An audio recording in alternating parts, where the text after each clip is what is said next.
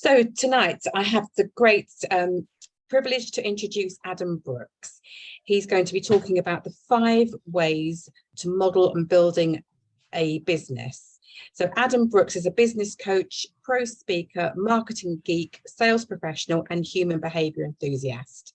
A father of 4, blended family, a mountain walker, wild swimmer, and life liver. The session synopsis. This evening we'll discover and explore a simple yet powerful model for growing any business in any industry. This has been proven in SMEs across the world, taken from Adam's time in Action Coach. Together we'll explore each of the 5 ways a little more in relation to people's businesses to perhaps alleviate some of the fear around growth. Welcome, Adam. Bob, thank you for having me. And what an introduction. I've got to live up to that now. There's a start, right? Thank you so much. So yeah, I believe we've got about 45 minutes, 50 minutes of information giving, and I'm going to make this as enjoyable and useful and purposeful for you guys as possible. So for those of you that have just joined, if you can pop on mute, if you can, and then what that would do is the speaker screen will then kind of, if you put yourself into speaker view at the top, you'll get to see the slides that I'm going to share. So that you get the best view of the kind of content. Now, a lot of these I've done already. I haven't used slides, but today we're going to, because guys, it's the evening and I'm going to get you doing some maths. I'm going to get you doing some numbers. And the reason for this is business involves numbers. So I'd like to share with you, 2 chassis, in fact. So I'm going to share with you the 5 ways model, which is, as rightly introduced, goes back to my Action Coach days and one that we refer to regularly. It's a brilliant model. And we can touch on and talk about that. And for some of you, you may look at it and go, that's a bit much. Good. Because businesses as well. So I want your eyes wide open when you're doing this stuff. And some of you may be at a very, very mature stage of your business. Some of you might be right in the infancy stage. I want you eyes wide open, because business isn't easy and it doesn't get easier. We get better. We get more resilient. We get better decision making. We get tougher. We get stronger. We shift our paradigms and we work through stuff and become better. So it doesn't become easier. We become better. So sharing some of the stuff I'm going to share with you tonight, my offer and my gift to you, as I've said to you before in previous sessions, is if you can ask questions and challenge stuff as we go through, pop in the chat box and we can wrap things up at the end. And if it's a burning question, you need to ask it, because I'm not precious. But I offer every single one of you a one-to-one following this, because some of you might not want to air your laundry in public, and you might just want to go a little bit detailed and have a look at how this relates to your business, or how you can make it relate, how you can make it more understandable to your business one-to-one. So there will be links coming out after this where you can book on a one-to-one with me completely free of charge. I'm not charging for this stuff. I'm not going to invoice you guys. I'm abundant, and I'm a big believer in giving, and I want to support you guys because I get a lot of support from Reiki that I have. So any support I can give to you guys out there as an army of people, energy healers supporting others, then this is good things, right? Do good and good comes. So without further ado, let me share a few things. I'm going to jump firstly into a screen share for the business chassis that we talk about. And the reason I want to touch on this first is this is also going to be your homework, guys. I'm going to send you away with an exercise utilizing this, because I want to challenge you to get really brutally honest. So before we talk about the homework later on, I'll just present this to you, go through it, walk you through it, and then I'll touch on the homework and remind you later on what that homework's going to be. But the only person you're lying when you complete this and do this exercise is effectively you. So I'm going to ask you to be brutally honest with yourself, to truly get under the skin of where some of your challenges might be, and then what we can do about that in terms of helping you think and act differently to grow your business and build your business without it kind of breaking you. All right. So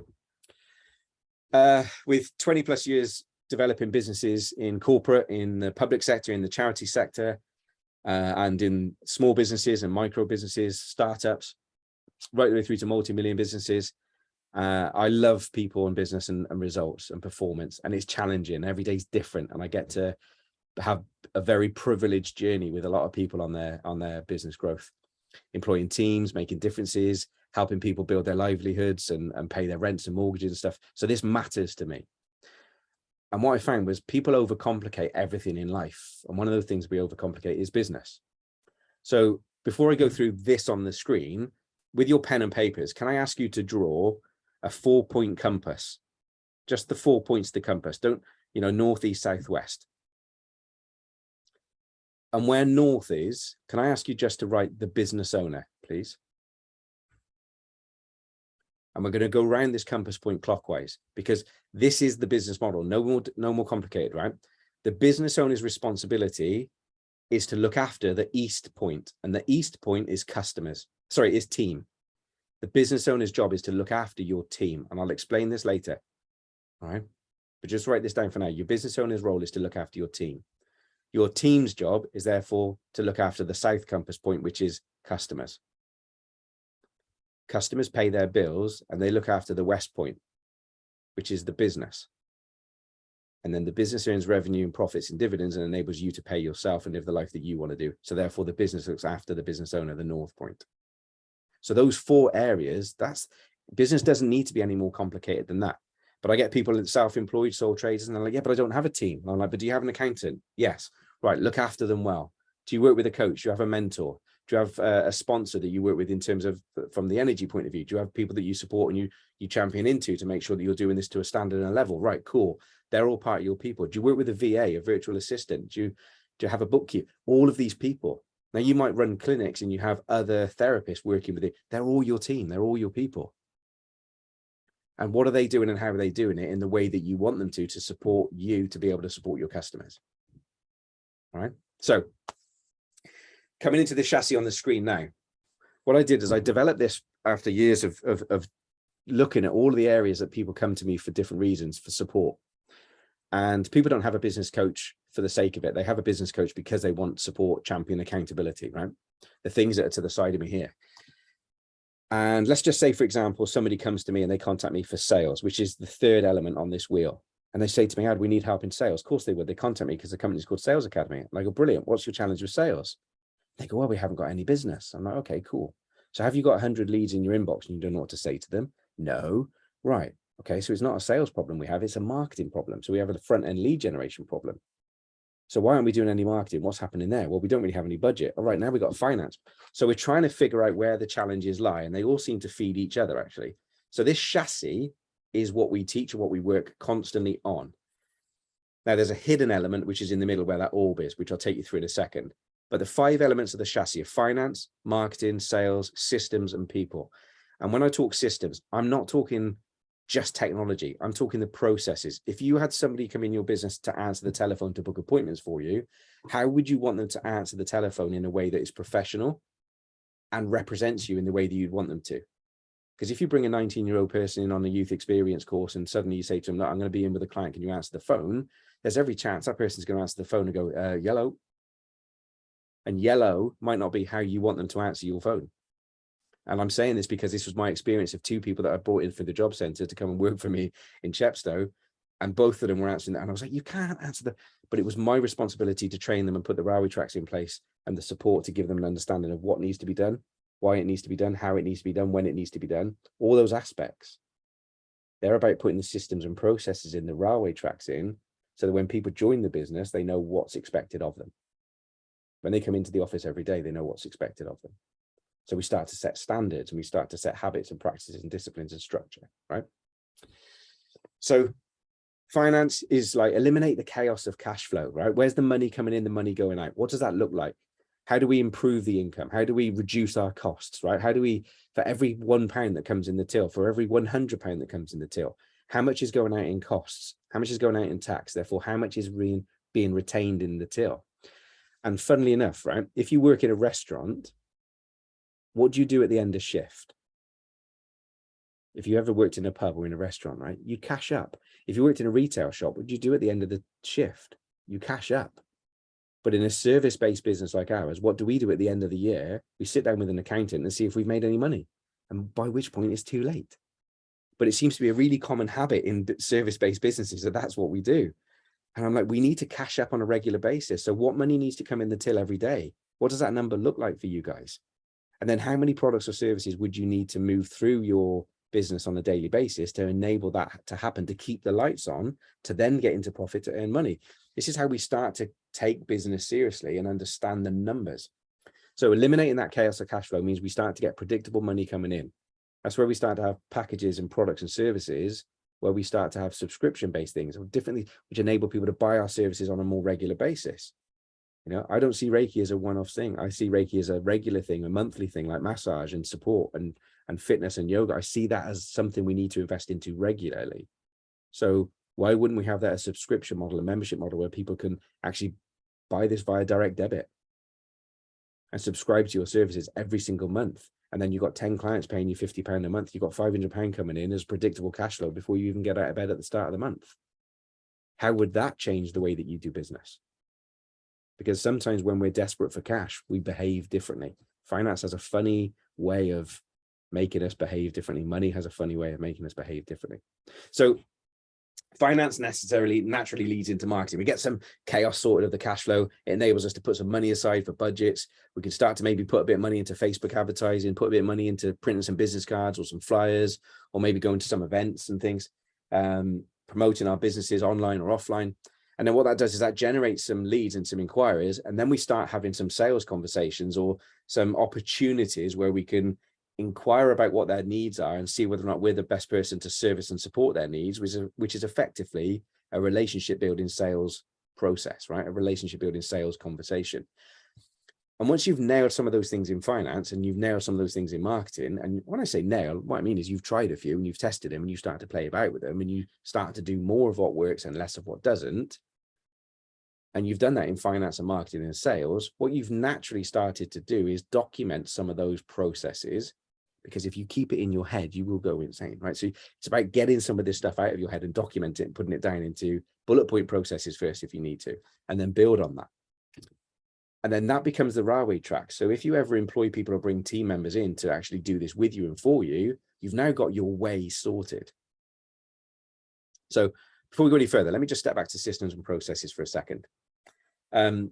For those of you that don't know, in my younger days, I cut my teeth in offender management and offender rehabilitation, become the youngest badged prisoner custody officer in the UK at 21, loved it, built contracts for the Home Office and absolutely loved it, lived it, and it was literally 24/7 my baby. And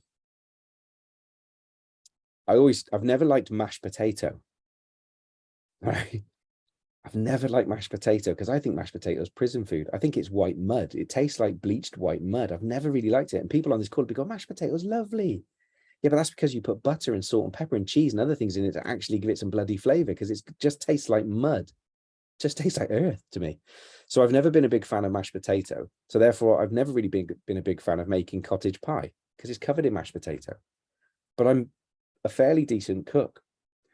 But we were doing a training event years ago. Why am I telling you this? Because we were doing this training event years ago and my business partner loved cottage pie.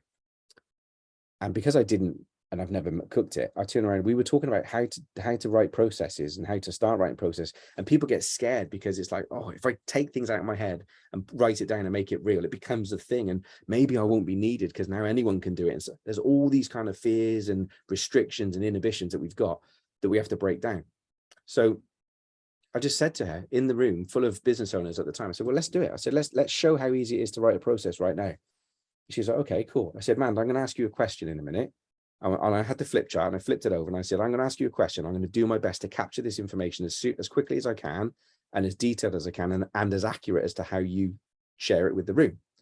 And she had no idea what I was going to say. And she was like, okay, cool. I was like, right, the question is, man, how do you make your cottage pie? And she started laughing. I explained the whole thing about mash and everything else. She knew it anyway. So explained it to the room. And I said, right, so I'm going to capture it now. Somebody in the room, get a phone, get your timer on your phone. Right, you set it to go on the stopwatch. We're going to go through the process. Let's time it. So I said to Amanda, how do you make a cottage pie? She went, right, firstly, right, I fry the mince. So I fried the mince. She went, boil the potatoes, blah. So I started, right, add stock, salt and pepper, blah, right the way down to the end of the process, which was bang it in the oven at 200 for 20 minutes, because everything goes in the oven at 200 for 20 minutes. Or stick it in a tub, label it and freeze it. And you've got to label it because otherwise you play freezer lottery in 6 months' time and you get out and it's actually rhubarb crumble.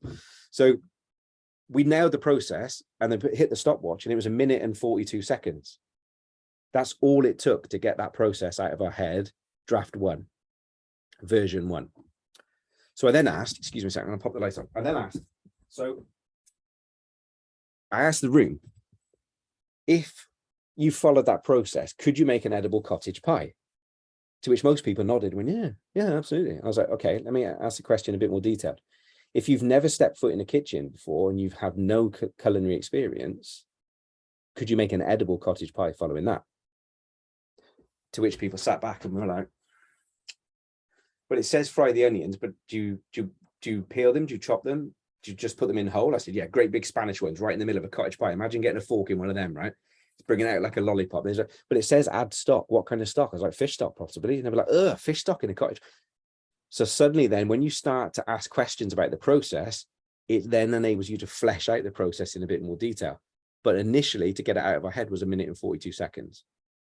And that's how easy it is to break some of this stuff down, guys, when we just remove the fear and go for it and give ourselves an opportunity to just start.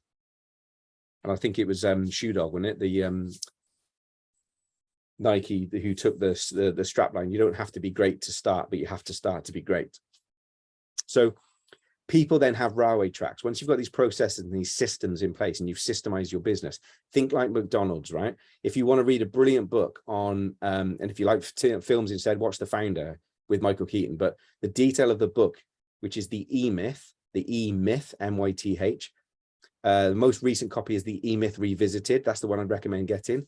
And that talks about how you build a business and structure a business for the future and how you want it. So you build it with systems and processes in place so people can help you run this. And not all of you may want to grow your business in this way, but the ability to have your business working when you're away on holiday, your marketing working, or whatever it might be. So it doesn't just stop when you stop. So you're not just 100% trading time for money and exhausting yourself. You can build a very leveraged business, sole trader, self-employed. It doesn't always have to be about building a massive team, but leverage of your time is very, very important, because time for me is the biggest asset. It's our biggest commodity, right? Our most precious commodity. If I need £100 to pay a bill, I'm useful. So are you guys. You can go and make £100 to pay a bill if you needed to. You're resourceful enough. But if you've ever watched the film The Tourist with Angelina Jolie and Johnny Depp, it's like an hour and 38 minutes of your life you're never getting back. Awful film. Awful. And don't test me on it, because I promise you, you'll regret it if you try watching it. It's awful.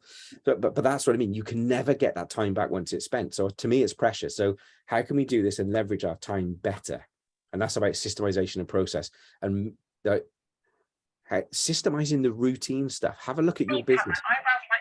Today. I wanted to get this done for ages, so I was really excited. I wore a black jumpsuit for ultimate comfort as you lie down for quite a while, did a simple skincare routine, straightened my hair, and then filled in my brow. How I normally have this. Can I ask the skincare routine to go on mute for a second, please? Lovely. Yeah, so I think there's a couple of people waiting to join as well, actually. So that whole systemizing the routines, have a look at your individual businesses and your individual weeks, and what kind of things you doing regularly. Are there emails that you send out to confirm an appointment with somebody, and are you typing it every single time? Or is there a simple Word document that you could produce an email, copy and paste it to save yourself time every time? And what I mean by that is it should take you seconds to send that email, but it might take you hours to write it in the first place to make it personable and uniform, universal. But when it gets received by that person, it's the first time they've ever read it. And if it's personable, they won't know that it's a copy and paste. But for you, you've saved time, you've leveraged time. And the reason I say that is I used to be that person that would go, I meet somebody at networking, I have the business card, and then I go back to the office, I go, oh, I'll send him an email. He's a really good guy. I'll send him an email. It'll only take me 5 minutes. And they go in and go, hiya, John. It was great. Oh, hiya is not very professional. Hiya. Actually, delete it. Hello. Good morning. No, good morning. No, yeah, good morning. No, good morning. It's really too sticky. No, hello. Hi, John. It was lovely to meet. Oh, lovely is a bit gushy, isn't it? Lovely. No, it was great to meet. Oh, great sounds a bit into. It was good to meet. Good. Yeah, it was good to me. So now this 5-minute email takes me 2 hours to write. Meanwhile, a phone call comes in, and I've got a customer issue I'm dealing with, and then I've got to go to the pick the kids on the school run. So we've got to close down Outlook. And Outlook says with that dreaded message, would you like to save this email as a draft? And I was like, shit, that was the one opportunity I had today of a new opportunity. And because it wasn't processed, it just got lost in the quagmire of the day, right? So I'm hovering on systems and processes so much because this is the key turning point for a lot of businesses in terms of growing it. Right. And it's looking at the different areas. The next chassis I'm going to go into with you is much more around the sales and the marketing and the revenue. So I'll touch on that after. But this is about the systemization and the process that leverages your time, and it enables you then to bring in people to support you, whether that be admin or actual other therapists, however you want to build your clinic, if you want to build a clinic, so that you can offer more services. All right. If you want to build a business. So those are the chassis. Now the purple bit right in the middle, the secret bit. This is you. This is you, the business owner. And this is the sixth element.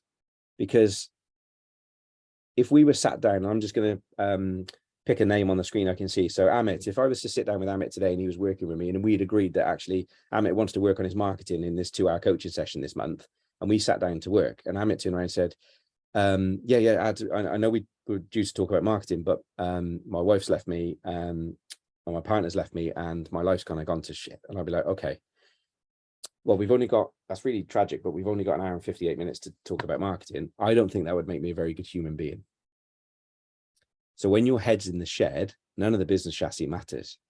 Getting your head out of the shed is what's important. That's a very Welsh phrase if you've never heard it before, getting your head out of the shed.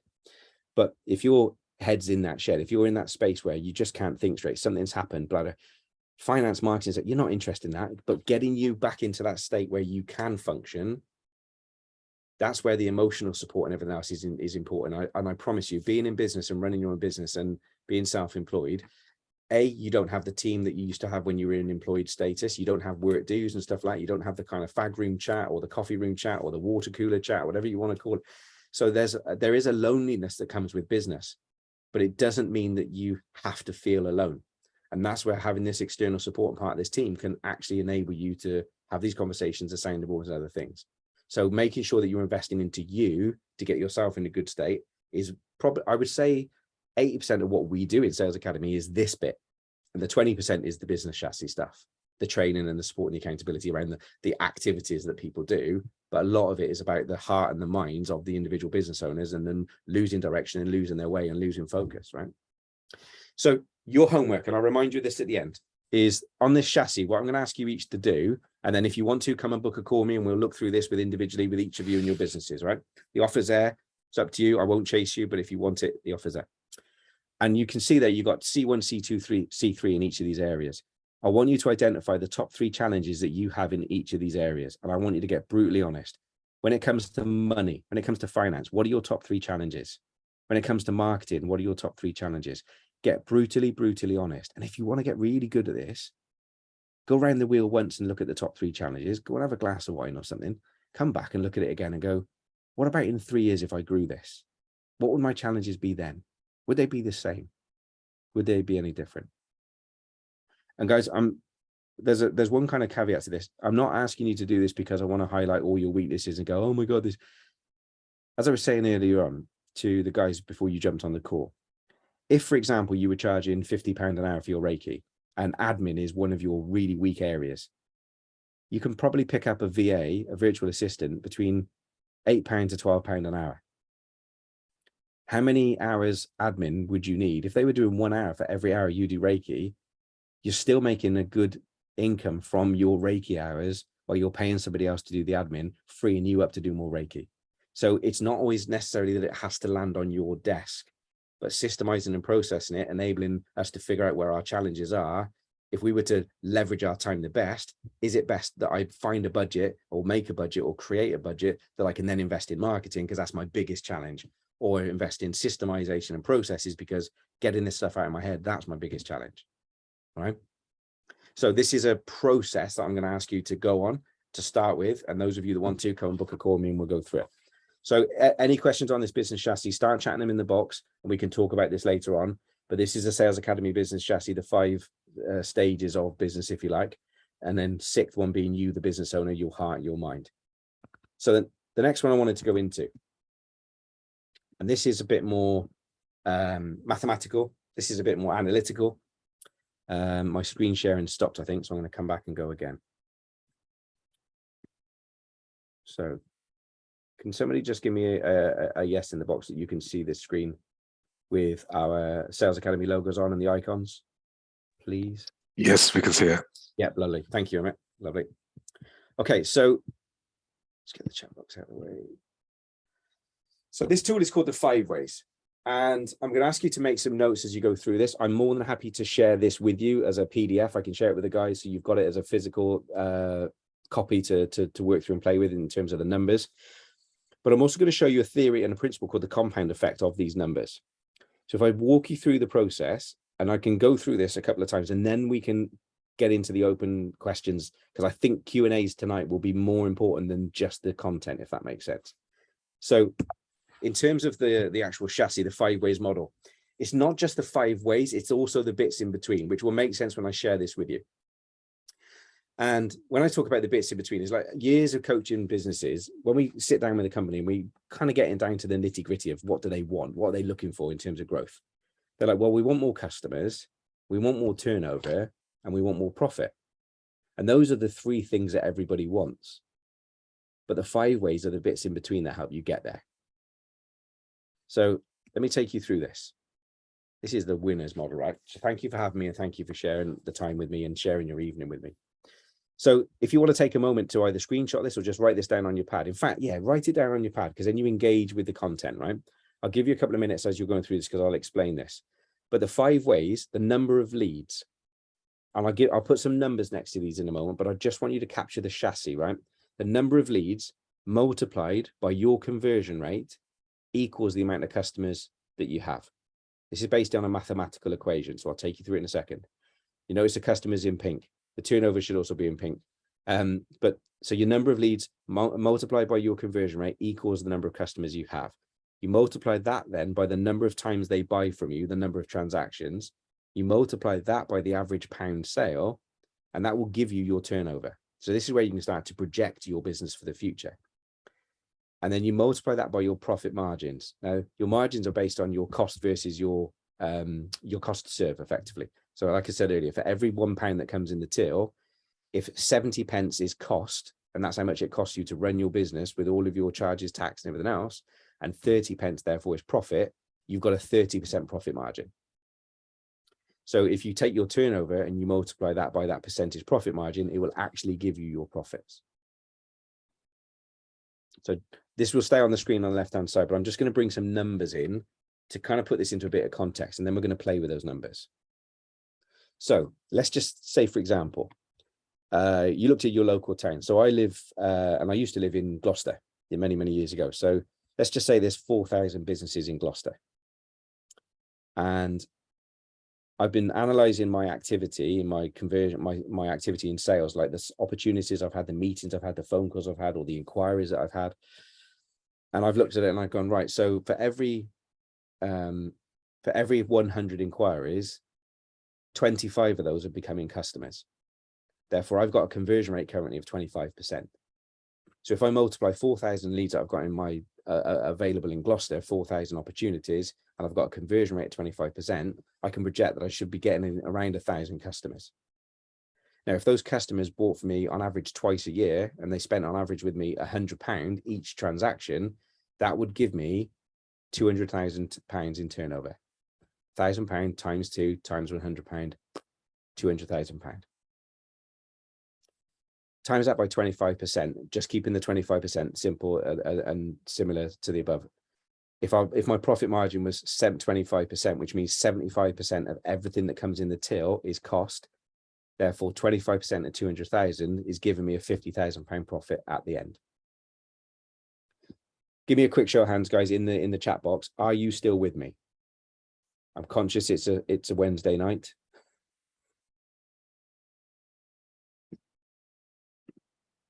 Yes, yes, yes, yes, yes, yes, yes. Love it, love it. Good, good, good, good. Thank you, guys. So now what we're going to do is we're going to look at these areas in green, right? These numbers in green, the 4,000, the 25%. So let's just assume that not just operating in Gloucester, I decided to increase my marketing to Stroud, which is a town nearby. It's not as big as Gloucester, but it's a town nearby. And let's just say if I go to Stroud, it would increase my number of leads by 10%.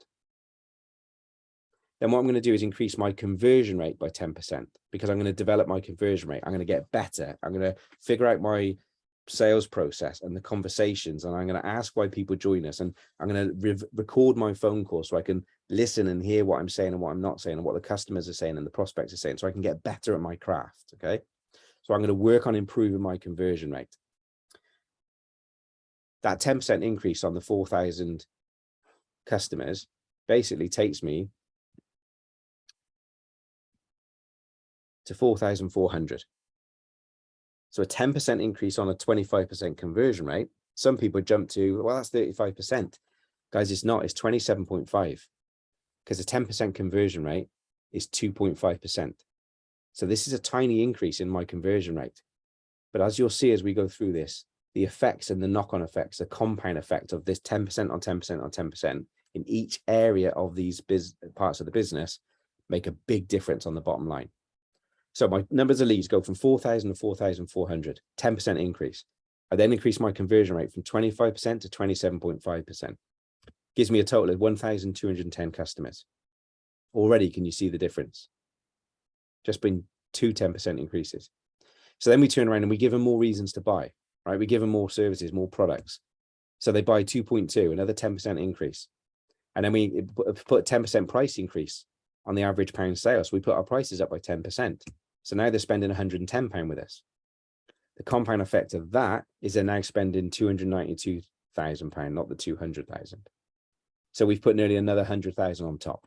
That's a significant amount of growth. That's a 46% increase. Because the compound of the 10%, 10%, 10%, 10%, by the time we get to here, the £110, that actual, it's not just a 40% increase because it's compounded on top of the others. So we're now at a 46% increase. Again, 10% increase on my profit margins. So I reduced my cost by 2.5%. I've now increased my profit margins by 27.5%. Guys, we're now talking £80,000 bottom line.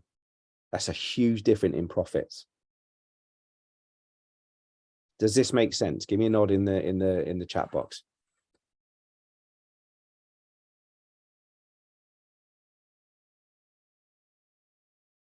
Cool, we've got some yeses flowing through. So what I want you to think about, guys, and this is where this gets really sexy, right? If we look at, let's just say average pound sale, that's an easy one. And interestingly enough, actually, when I work with clients on this, everybody wants more leads. I can say to you categorically, it's the very last thing we will work on is the number of leads. The very last thing. And the reason for that is you're spending money on marketing, putting leads into a leaky bucket, and it's all falling out. So let's fix the holes in the bucket first, and then more is going to stay within it. Now, I use this analogy, but also I can use a customer example of this. And their name is Mrs. Bucket. They're a commercial cleaning organization. They're about to go national. And when I first started working with Rachel many, many years ago, we put cash flows in place. We got our customers paying on direct debit. We challenged her to move her business model forward and do different things. And she was working towards that first million and everything else. She's now multi-million, and she's building that. She's got a commercial cleaning company down in South Wales, one of the biggest, and she's going national, like I say. But it was fabulous because Rachel wanted more leads and more sales. And we got, I can't even remember the percentage increase. It was something like 110% increase that year on revenue. But all we did was like a 5% increase in the sales activity, in the sales numbers. Everything else came from fixing the bucket and keeping more profit within the business by making changes to these areas. So it's a significant difference. So the trajectory that they're on now was built on a foundation of this. And we do this with one-man bands as well. So it doesn't matter the site. It matters that we look at it like a business. So average pound sale, you know, you look at, I'm working with a restaurant at the moment, and cost of food, a number of restaurants actually, but this one particular one, their cost of food is going through the roof because supplier issues and stuff like this. So the cost of chicken, the cost of beef and stuff, it's going up. They haven't changed their prices on their menu. And the business owner was really scared to change the prices. And we looked at it and we say like £11.95, or just keep the numbers easy, a £10 burger. If we increase that by 10%, that burger becomes £11. Is anyone going to quibble over a pound for that burger when they get this beautiful plate of burgers and fries and everything else? But they don't. They get huge portions. So nobody even notices. In fact, she could probably put that up 70% and people wouldn't even notice at that point. And at the 70%, because we've tested and measured this, people start to look elsewhere. You only got to look at yourself, guys. How often do you change banks, even though you've had the ability to? How often do you change phone providers, even though you have the ability to? Because it's hassle. It's hard work. So we stick with what we know. So there's power in that, in terms of we are fearful of putting our prices up because we think we might price ourselves out of the market. I don't know if you know the story of Chivas Regal. Chivas Regal was a whiskey. It's one of the original product placements in movies of all time. And product placement is a big thing these days, right? So if you look at Top Gun, the latest Top Gun film, Tom Cruise would not have product placement in that film to the level that they wanted. So the Rolex watches and the big long games, I don't know, big divers watches and pilots watches and stuff, they wanted to pay millions and millions and millions of pounds to be featured in that film. I have Tom Cruise looking at his watch and stuff, and he's not interested. He wanted to keep it as raw and as real as he could, right? But back in the day in Hollywood, it was one of the first product placements, and it was actually a business consultant and a marketing consultant by the name of Charles Hopkins, who gave us Hoover vacuum, Sellotape, and a number of other products that household names now. This is the marketing guy behind those products. And he basically was working with a client who created Chivas Regal whiskey. And it was in a standard bottle, not a very good whiskey in comparison to everybody else's, not really selling that well, didn't even taste that well. I don't know if you ever tasted it. I don't believe it tastes very good still. But what he did was he came up with a plan to stop production and take the whiskey off the shelf. And then what he was going to do was take the whiskey out in the market by taking it off the shelf and stopping production. What they had in the stores, they could utilize that for promotion or do different things. They come up with that secondary, which ended up being, they put it into a film where the guy, it was a black and white detective, and he went up to the bar and he used to drink Chivas and milk, which is effectively Baileys, right? A poor man's Baileys. But it was a detective, black and white, and he used to drink Chivas and milk. And therefore everyone watching this film started asking for Chivas and milk, and then Chivas sales went through the roof. But what they did in the process when they took it off the market was they redesigned the bottle so the bottle could not be stood next to any other bottle because it was a different shape and it looked different and it stood out different, and it couldn't be on the same shelf because it wasn't the same width and it wasn't the same height. So it really stood out on the back bar display behind the bar. And all they did was take it off the market, stop production, leave it for a while, reintroduce it into a new bottle, and they put the price up significantly into a premium whiskey, and the company changed its profits overnight. It literally, its history and its success was down to this simple change overnight. So yes, it was boosted by a little bit of marketing in Hollywood, but Hollywood wasn't what it was then. And this was the first product placement. So it took a little while to get a bit of traction. But in bars, the change and the attitude, everyone wanted it because it was premium. Oh my God, look at that. What's that? It was curious. What's that? What's the shape bottle was? So to change your prices, have a look at it in your own business. What would it mean to you if you've increased your prices by 10%, by 15%? What would that do to your overall income? If you gave them more reasons to buy, if there's other products or service. So is there an Indian head massage that you can bolt onto the end? And then what would that do if you added that product on as well? Because you've got it in your portfolio, but you may not necessarily be marketing this and telling your clients this, so they don't necessarily know that you do it, so they're not asking for it. All right. How can we do this in a creative and supportive way, not that we're just blasting them with information? We want to attract. That's what our marketing should be. It should be attraction marketing, not vomiting and repelling kind of marketing. So give them more reasons to buy, increase their average pound sale by putting your prices up. And then, like I say, just by tracking your activities, if you track how many phone calls you've had, how many emails you've sent out, how many meetings you've had, how many inquiries you've got through the website, as soon as you start tracking this information, energy goes where focus flows, right? Or energy flows where focus goes. It's a better way of looking at it. So when you start to put focus onto this, you will start to shift the needle because you're noticing it, because you're putting time and energy into it. It becomes part of your reticular activating system in your brain, which you now notice it more. Therefore, you take action on it more. Therefore, you nudge the needle and your conversion rate improves because you get better at it. You unconsciously want to move it. And your reticular activating system is a brilliant part of the brain because it's attracted to all other areas of the brain. So if you've ever heard the story, and if not, I'll give it to you very quickly to help it make sense. If you bought a car today and it was a yellow car, previous to that, you would not have noticed yellow cars. But as soon as you drive off the forecourt driving a yellow car, you start to notice yellow cars everywhere. They were always there, but you didn't notice them because they weren't important in your radar. Now you own a yellow car, they're like stinking fish, they're everywhere. That's the reticular activating system turned on to yellow cars. So when you turn your reticular activating system onto your marketing, your conversations, how are you building it? This is where you start to put focus and shift the needle to make your conversion rate increase.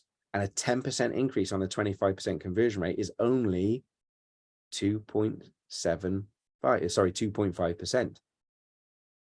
So these are tiny incremental increases, but the compound effect. So let's take this a little bit further. So When you start looking at the 46% increase in turnover, which is beautiful, and you start looking at the 61% increase in profits, that's where the sanity is, because turnover is vanity, profit is sanity. Turnover just makes it look good, but you've got taxes, you've got costs and everything to come out of that. What we want to be focused on is the profitability, because that's how much money you retain for all of your products and services, right? So the activity versus conversion, firstly, as I said, you have to do the activity and then you have to record the activity. I've got template spreadsheets, guys. I'm happy to share these with you. It doesn't have to be War and Peace. You can do it on a notepad, right? An A4 notepad has 34 lines. The reason I know that is because I used to get 34 email addresses before I'd have lunch. So including the header line, I would get 34 contacts and then I deserve lunch. I'm quite competitive with myself in that way. So 34 email addresses, 34 phone numbers, 34 contacts, and then I can have lunch. And in the top header line, I've got enough room to do like a jail bar sheet. Remember, if you've ever seen the old films with people in jail and they're doing like the 5-bar gates, like Monday, Tuesday, Wednesday, Thursday, Friday, Monday, Tuesday, Wednesday, and they're scoring off the days. They're calculating in blocks of 5. You could do that and turn around and go like dials. So how many times you picked up the phone? 1, 2, 3, 4, 5. Right. I spoke to 1, 2 people. Of the 2 people I spoke to, I had 1 really detailed conversation, booked 1 appointment. You start to track the activity. You can look at it and go from 5 phone calls, spoke to 2 people, or 2 divided by 5 times 100 will give you a conversion rate of just under 3% or 30%, sorry. So just under 30%. And then you move across to 1 sale from 5, or 1 appointment potentially from 5 phone calls. That's a 20% conversion rate. Have I got that right? Yeah, I think it is. 1 in 20, me maths this late at night. So do the activity, record the activity, and then you can track it. And what that enables you to do is at each stage of your process that you start to document the conversations that you're having, the sales process, the buy-in process, you start to learn it, you start to train yourself on it, you start to do it, and that enables you to review it. And therefore, once you've done that, you can adapt and make the changes where you need to. And that's data giving you that. So this isn't you just going, I think I might. You're actually getting the data to go, well, I had 5 phone calls, but I didn't speak to anybody. Right. My database might not be very good. The contact details I have might not be very good. Oh, I made 5 phone calls. I spoke to 3 people, but I didn't get any appointments. Okay, my database might be good because I've got good contact numbers because people answered, but I didn't get through past the phone call. No one was interested. Well, that's more to do with what I'm saying and how I'm saying it. So how can I work on that? How can I develop that? So the data will lead you to be able to make better informed decisions, but we've got to do the activity so that we can gather the data and then we can track it. And it doesn't need to be any more complicated than you using your notepad on a daily basis. But if you want to use a spreadsheet and start getting clever with it, I've got templates for you can have. Time versus money. I mentioned that early on in terms of leverage, right? Your sales revenue, which is your income, minus your cost to serve equals profit. And it's like, if you look at your cost to serve, so many times I talk to businesses and I go, so how much does it cost you to get a sale? And they were, well, I spent £5 on Facebook ads. So that's really £5. And I'm like, okay, so how long did it take you to write the ad? Oh, about an hour. Okay. What's your hourly rate? I don't know. Well, how much do you charge for Reiki when you're doing an hour? Well, £50. Well, there's your rate, £50. So it cost you £55, £5 for the Facebook ad and £50 for the hour that you're doing marketing, not doing Reiki. So any cost element that is involving you, I'm going to encourage you to put your hourly rate next to it so you can start to understand the real cost to serve versus your sales revenue, because you want to be finding that profit point, that break even, where all of your time is being returned initially for money. And then part of that process is we build that leverage so that other people can do some of these things for you to leverage your time better. And you build that from your revenue, your sales income, to cover the cost of that. So therefore, your profit is still your own at the end of it. So you increase your sales, you increase your revenue, you build your cost to serve in there, and the profit is yours. So to look at this a little bit more detailed, to give people an idea of sales revenue, cost to serve, what I mean by that, sales revenue is like all of your marketing and sales costs, your lead generation, anything that it costs to get you a new customer, right? Any income that comes in, that's all your sales revenue. And then your cost of service around the delivery, the retention, as it says, repeat business. It's so much. How much does it cost to get a new customer versus how much does it cost to enable a customer or empower a customer that's already bought from you before? You already have the relationship, the trust, the know, like, and trust. We all know it's easier for a past customer to buy again. So is your business model geared up to enable them to buy again? So here's a simple question to write down. Is my business model geared for shoppers or customers? Is my business model geared for shoppers or customers? And what I mean by that is, are you set up for customers to buy once, or are you set up for customers to buy again and again and again? Because people that only buy once, they're shoppers. People that can buy again and again and again are customers. So our coaching programs, we have no contracts. We don't need them because we offer really high value. So we've never believed we need contracts. So to this day, and I never want to instill contracts because I don't like them. So we offer massive value. And what that means is customers sign up with us via a direct debit, and they pay us on a monthly basis for a shed load of value. But here's the thing, and here's the deal. And we explain this to them all right at the start. If they're not getting value from us, well, we would expect them to cancel their direct debit, because why would you pay for something you're not getting value from? But on the same token, the other side of the coin is, if we believe they're not doing the work to be able to get the value from the products and services we're offering, we're actually going to ask them to step away and cancel the direct debit, because we've got a brand to protect. Because I don't believe people can sign up to Virgin Active gyms, not actually go and expect to lose weight and expect to get fit without putting in any effort. So my business model is very much about accountability and support to grow. So, and I'm sharing this with you because I'm sharing it as from a point of, I want to impress upon you, really standing strong in who you are and what you know and what you're about, and building your model around those values is key to be able to turn around and go, yes, you're my kind of customer. No, you're not my kind of customer. And I'm okay with either. I can still add value to your life, but we're not for each other. That's cool. But for the ones that we are right for, we just swim downstream and it's effortless. Way more effortless than working with difficult customers. Anyone on this call ever worked with a difficult customer? You'll know what I mean. In the early stages of a business, oh my God, do we say yes to people that we know in the future we would just say no to? Those times when we brought those customers on and they become the pain in the ass, you know, they're the ones that bring us the most trouble and the least joy. But hey, in the early days when we need money to make this work and we get a revenue in, stuff like that, and to prove it to ourselves and to prove it to our family that this is a proper thing, we will take anyone. The sooner we shift out of that mindset, the better we are as a business person, the better we are as a human being, the better sanity that we have. Last thing on this slide then is that effectively every pound in the till, what is retained in your time to serve? That's what we're talking about in profit. Every pound in the till, what is retained, your time to serve, that's the profit that we're talking about. That's the focus that I want you to look at in terms of your revenue model in your business. How much income are you generating in sales revenue? Yes, we can affect that in terms of putting your prices up, doing other things, giving more reasons people to buy, etc. You can increase the sales revenue, put more products and services in. But at the same time, we've got to look at our cost to serve. You know, are you paying for an insurance that's costing you £27 a month that actually Hiscox might be doing it for £15 a month?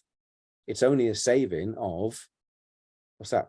7, 15, so 5, 7, £12. But that £12 over the year is 12 is 144. So it's worth saving, right? Apart from anything else, it's a bloody good night out. So all of these things can make a difference if you start to look at them. So reducing those costs and keep an eye on those costs and increasing those sales revenues just by 10% at a time, massive difference at the end of it. So coming into this in terms of questions, which we're going to start to ask you guys now to bring into the chat box, and we're going to open the mics up for questions and stuff, or have conversations with you around the questions.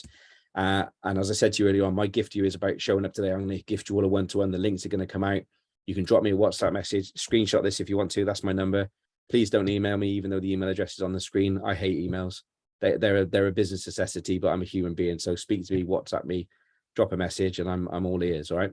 And if I'm busy with clients and my phone's off, the messages are off, as in it's on silent, my notifications are off. So I go to my phone when I want to, not when it begs me to. So if I'm with a client, my phone's off. And out of respect, if I'm with you, spending time with you, my phone will be off. So I'd ask you just to appreciate that if you drop me a message and I don't get back to you initially, it's because I'm with a client. So that's the deal on the table. And remember the Winston's Wish charity that we're supporting, and you guys have graciously and generously supported for every one of these workshops. If you've taken value from today and the one-to-ones that we're going to have, I'd ask you to just make a donation to Winston's Wish. That link will also come out to you. I did a parachute last year for Winston's Wish and I absolutely loved it. We're doing loads of different things. We've got more things lined up for Winston's Wish, but they're a fantastic charity that help families who are ripped apart by death, murder, tragedy, where they lose a parent. And anyone that ever has at a young age or any age will know just the loss and the void that leaves. And Winston's Wish are kind of the glue that hold a lot of families together. And they held our family together when my fiance lost her first husband 6 years ago.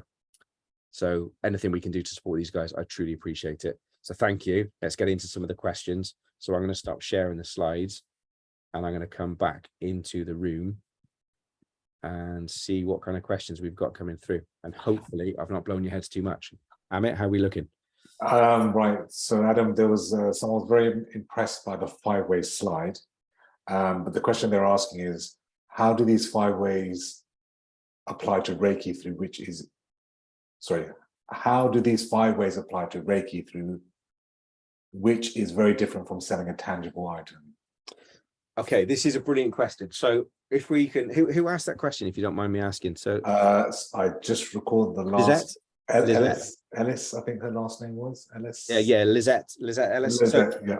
Lizette, that's a brilliant question, and I want to address you by name because to make this easier, take Reiki out of the equation, okay? But let's talk about tangible and intangible. So there is a fantastic book written by Jack Collis called Selling the Invisible. It's a beautiful book written in the 1960s, I think it was, possibly the 1980s, but a fantastic book called Selling the Invisible. And that talks about how we sell the intangible things. And I've been selling intangibles all my life. So to sell a glass, I'd find really boring because it's structured, it's just fixed, it's a glass, right? Yes, I can put logos on it and make it a bit prettier, but it's just a bloody glass. Whereas selling a dream, selling an intangible, selling a feeling, an emotion, an outcome, selling something that is about changing the way that we feel, there's beauty in that. There's everything in that. There's everything I can possibly put into anything is in that. The only difference is, how do we productize that? Because that's a service. It's not a tangible thing. And we do this a lot with clients. It's like we work with PT instructors, energy healers, therapists, and productize it, and even IT people. You know, we've got IT guys that do service, not physical hardware, but we have to productize their service. We work with them to turn around and say, right, well, rather than just trading time for money, what is the actual service that you offer? And then how do we put that into a package? How do we package that up? Right. So can I just go back to sharing screen for a second, Amit? If I can utilize an example, right? The host disable's sharing for a second. If you could just make me co-host again. What I'll do in the meantime is I'll start getting this up. Because what I'm going to do is I use my own website as an example to do this, right? Because business coaching is and sales training is what it is. But we productize ourselves.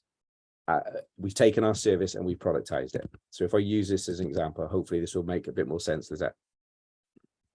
So if I come through to, so this is our website, Sales Academy, okay?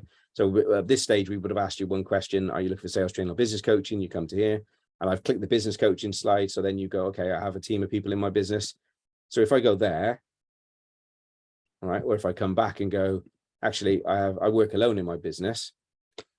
Business coaching is business coaching is business coaching. So what we've done is we've taken our services and gone, right, there's a £99 product, there's a £250 product, and there's a £400 product.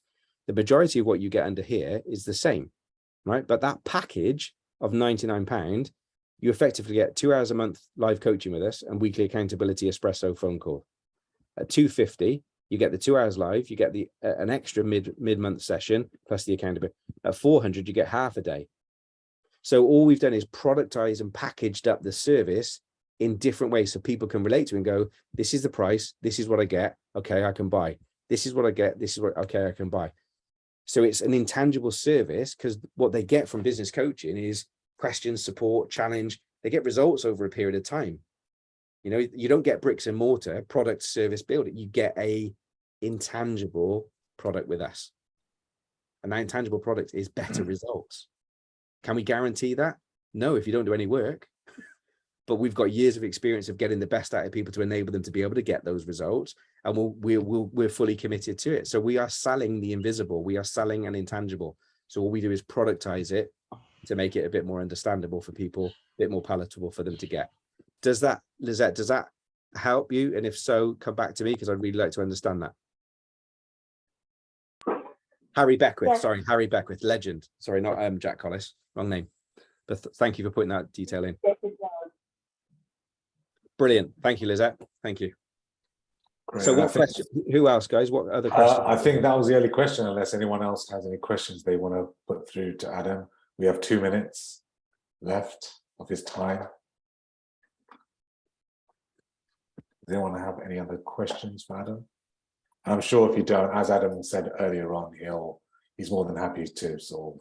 Yeah, there's one just come in there. So have you got examples of how other healers have packaged up their services which have been effective? Yeah, great shout. So God, you've asked me on the spot for a couple of websites. I can send you and think about a couple of websites to do this. Okay, so let me share this one with you. Let's see if I'm still sharing the screen very quickly. Boom, boom, boom. So let's see. I think products are on here in a similar way. So this is Becca. This is my partner in life. This is my fiance. I absolutely love her to bits. She's also, this is her business, Tip the Balance. She does nutrition, products, walks, well-being, etc.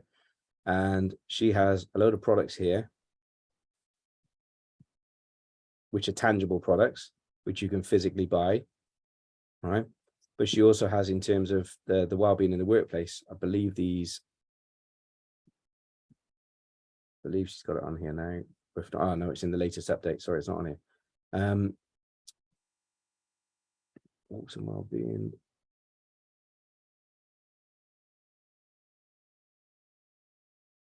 No, she's got the individual private consultation there set at £50. I need to, what I'll do is, to save time now, because I know you've got other things going on this evening.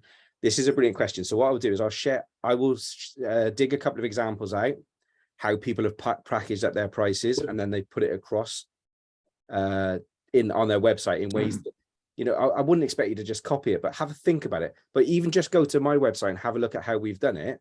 Look at what you offer and turn around and go, well, what is in that Reiki hour? If you're doing it as an hour, is there a 5-minute setup and a 50-minute setup? What are the benefits that they're going to get? And there's an old sales adage of features, advantages, benefits. And it's still very valuable stuff, right? But what are the features of the products and service that you offer? What are the advantages that it offers? And what are the benefits to me of the recipient? And if you can capture that stuff, put that down, that starts to productize your service. And if you look at it and you turn around and go, you know, you can package this up in offer formats as well. So if you buy an individual Reiki session with me, it's £50. But if you buy 6, it works out to be £45 each or something. So there's potential offer in there. I'm not a big fan of discounting. So that's not my favorite offer model. I would rather add a value, which is offering another product and service. So if you book 6 sessions with me, you will get a free Indian head massage, which introduces a new product line, and it isn't discounting your price on your other product, your other service. All right. But even just getting comfortable with your service being a product, your intangible thing being a tangible outcome, is to start in the productization of your service. Lovely, Adam. Thank you so much for this evening. It's been really interesting. And any links you'd like to send on, please do. We'll make sure that everyone gets them. That's fantastic. Thank you, guys.